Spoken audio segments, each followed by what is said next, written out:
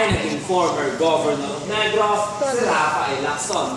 At si Felipe po ay naging former mayor of Talisay, and to be exact, Talisay Negros Occidental. Kasi meron pong Talisay Cebu at Batangas. So ipinatayo ito ni Don Mariano ang mansyon na ito para sa kanyang first wife, but sad to say, hindi niya ito naabutan. Kasi po, nung nagbubuntis po siya sa ikalabisa nilang anak, in 1911, Maria Braga died because of an accident.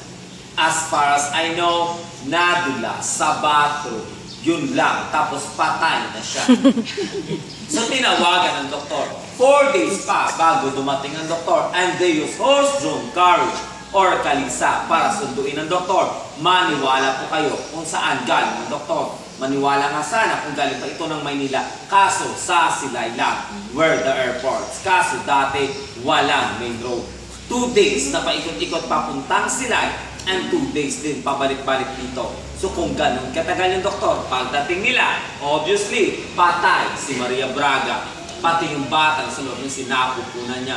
But don't be sad. Don Mariano married again.